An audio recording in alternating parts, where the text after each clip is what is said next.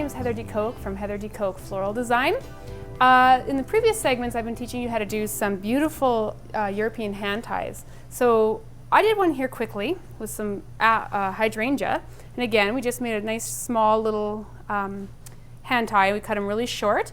I'm going to put it into my beautiful square vase here, and make sure you put lots of flower food. One thing about hydrangeas, they like to drink. So make sure that once you have the flowers in place, just make sure the water level is very full all the time. And they should last you quite a bit of time. One thing you can do as well is if you just like a nice clean look, you can do that. Or for natural elements, you can add in a bit of rock. When you add rock in though, make sure that you have the water in first, otherwise it's clunk, clunk, clunk. So I just put a few handfuls. Voila. You don't need a lot, just a bit, and then just plunk your hand tie, whatever hand tie you decide to make, right in there. Now with hydrangeas, I have added in some beautiful Cymbidium orchids. And one thing about orchids is they last very well out of water, so we can just take them and plunk them in. But a little trade secret is you do want to wire them a little bit, and that way they last a little bit longer. So when you're wiring a Cymbidium orchid, what you can do is you can go through the stem, or right here you have the beard, and you can even just at the very bottom of the beard, you can just put your wire right through there and pull it out and sort of down, and you can weave it between these little petals here. And again, that'll just help it so it really won't come apart, especially for weddings and things like that. Because we would be very sad if anything fell apart at a wedding. That never makes the florists or the brides happy.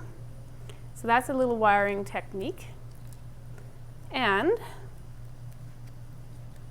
we're just going to use our floral tape. Again, when you use floral tape, you want to tape it and pull at the same time. Pulling is what gives it that stickiness. And you don't need to go all the way down, just enough to seal that orchid off, and just trim it. And now it's ready to be inserted into your beautiful arrangement.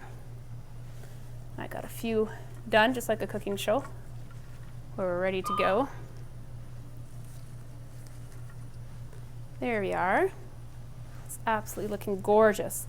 Now you could either put one right on the top here, or if you want something different and modern, we have flax here, and this flax is very stiff, so it stands up very straight, and that's a beautiful look. Now we're going to just cut it off because we want it to be in proportion to your vase. You don't want the flax coming all the way up so it goes even off screen, unless you're doing something very cool and wide at the bottom. But we want it to be in proportion to the container that we're using. Just stick it right in. That's one piece. All right, so we're going to do another piece, but I'm going to do a little bit shorter than the other one.